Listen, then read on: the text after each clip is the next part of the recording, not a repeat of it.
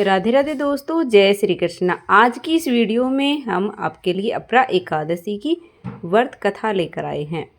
एक समय की बात है, युधिष्ठिर कहने लगे, हे भगवान, ज्येष्ठ कृष्ण एकादशी का क्या नाम है, इसका क्या महत्म्य है, सो कृपया करके कहिए। भगवान श्री कृष्ण कहने लगे कि हे राजन, यह एकादशी अचला तथा अपरा दोनों नामों से जानी जाती है। पुराणों के अनुसार ज्येष्ठ कृष्ण पक्ष की एकादशी अपरा एकादशी है, क्योंकि यह अपार धन देने वाली है। जो मनुष्य इस व्रत को करते हैं वे संसार में प्रसिद्ध हो जाते हैं। इस दिन भगवान त्रिविक्रम की पूजा की जाती है।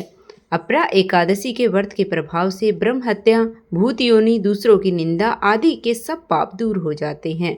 इस व्रत के करने से पर स्त्री गमन, झूठी गवाही देना, झूठ बोलना, झूठे शास्त्र पढ़ना या बनाना, झूठा ज्योतिषी बनना तथा झूठे वेद आदि बनाना, सब पाप हैं वो नष्ट हो जाते हैं। जो क्षत्रिय युद्ध से भाग जाए ये नरकगामी होते हैं, परंतु अपरा एकादशी का व्रत करने से वे स्वर्ग को प्राप्त होते हैं। जो शिष्य गुरु से शिक्षा ग्रहण करते हैं और उनकी निंदा करते हैं वे आवश्यक रूप से नरक में पड़ते हैं, मगर अपरा एकादशी का व्रत करने से वे भी इस पाप से मुक्त हो जाते हैं। जो फल तीर्थों पुष्कर में कार्तिक पूर्णिमा को स्नान करने से या गंगा तट पर पितरों का पिंड दान करने से प्राप्त होता है, वही अपरा एकादशी का व्रत करने से प्राप्त होता है। मकर के सूर्य में प्रयागराज के स्नान से, शिवरात्रि का व्रत करने से, सिंह राशि के बृहस्पति में गोमती नदी में स्नान से, कुंभ में केदारनाथ के दर्शन या बद्रीनाथ के दर्शन, सूर्य ग्रहण में कुरुक्षेत्र में स्नान से, स्वर्ण दान करने से, गोदान करने से जो फल मिलता है वही फल अपरा एकादशी के व्रत से मिलता है। यह व्रत पाप रूपी वृक्ष को काटने के लिए कुल्हाड़ी है, पाप रूपी ईंधन को जलाने के लिए अग्नि है, पाप रूपी अहंकार को मिटाने के लिए सूर्य के समान है, मृगों को मारने के लिए सिंह के समान है। अंत में मनुष्य को पापों से डरते हुए इस व्रत को अवश्य करना चाहिए। अपरा एकादशी का व्रत तथा भगवान का पूजन करने से मनुष्य सभी पापों से छूट करके विष्णु लोक को जाता है।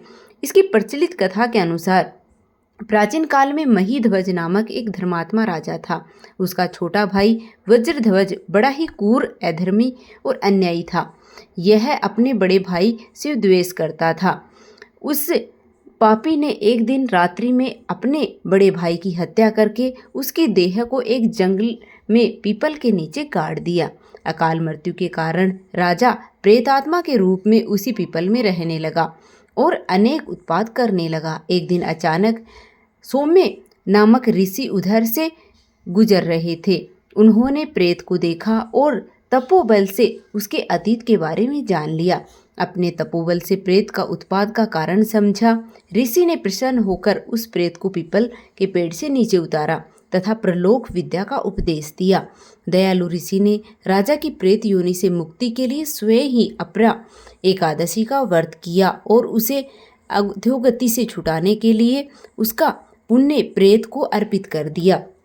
इस पुण्य के प्रभाव से राजा को प्रेत योनि से मुक्ति मिल गई। वह ऋषि को धन्यवाद देता हुआ दिव्य देह धारण करके पुष्पक विमान में बैठकर स्वर्ग को चला गया। हे राजन, यह अपरा एकादशी की कथा मैंने लोकहित के लिए कही है। इसे पढ़ने अथवा सुनने वाले सभी मनुष्य हैं वो सब पापों से छूट जाते हैं। यह थी अपरा या फिर अचला एकादशी की व्रत कथा। उम्मीद करती हूँ कि आपको वीडियो पसंद आई होगी। अगर वीडियो पसंद आई है तो वीडियो को लाइक कर दीजिएगा। चैनल पर नए हो तो सब्सक्राइब करना बिल्कुल भी मत भूलिएगा। मिलते हैं फिर से नई वीडियो के साथ। धन्यवाद।